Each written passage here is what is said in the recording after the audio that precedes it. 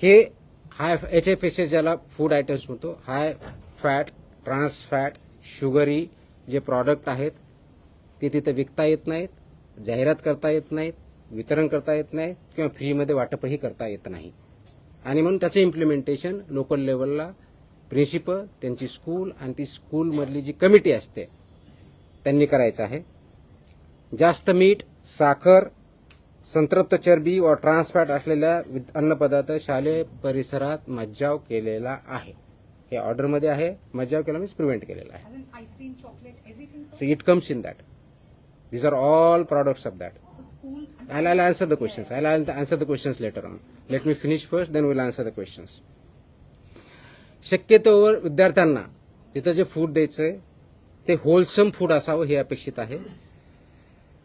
Fruits असावेत हे अपेक्षित आहे. भाज्या, कडधान्य, संपूर्ण धान्य, दूध व स्थानिक पौष्टिक पदार्थ उपलब्ध करून देण्यावर भर असावा हे ॲडवायझरी आहे. त्याचबरोबर प्रत्येक शाळेत हे पिण्यायोग्य पाणी, स्वच्छता, अन्न साठवणूक, तापमान नियंत्रण, कीड नियंत्रण आणि कचरा व्यवस्थापनाची काटेकोर अंमलबजावणी जिथं फूड सर्व्ह केलं जातं किंवा प्रिपेअर केलं जातं याची इम्प्लिमेंटेशन होणं अपेक्षित आहे. हे करत असताना प्रत्येक शाळेमध्ये एक फूड सेफ्टी डिस्प्ले बोर्ड असणं अपेक्षित आहे. आता या फूड सेफ्टी डिस्प्ले बोर्डवरती काय तुमचा व्हेंडर कोण आहे, त्याचं लायसन्स काय आहे, कोणत्या प्रकारचं फूड तिथं दिलं जातं, त्याच्या काय व्हॅल्यूज आहेत हे लिहिणं अपेक्षित आहे. त्याचबरोबर फूड सेफ्टी सुपरवायझर हेही नॉमिनेट करायचं आहे. त्यांनी हे बघायचं आहे की हे फूड सेफ्टीचे नॉर्म त्या ठिकाणी पाळले जातात.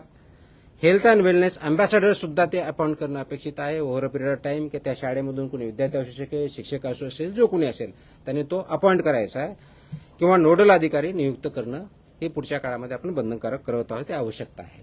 जेणेकरून हा आपला सेफ फूडच्या बाबतीतला, न्यूट्रिशनल फूडच्या बाबतीतला, बॅलन्स डाएटच्या बाबतीतला अवेअरनेस आणि सेन्सिटायझेशन विद्यार्थ्यामध्ये, शिक्षकामध्ये, शाळेमध्ये आणि पेरेंट्समध्ये केला जाईल हे त्याच्यातून अपेक्षित आहे.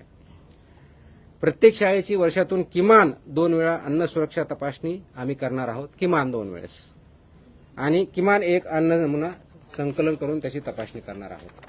तर ह्या ऑर्डर आम्ही ऑलरेडी आमच्या विभागाला दिलेल्या आहेत आणि त्याचं इम्प्लिमेंटेशन आपण करणार आहोत.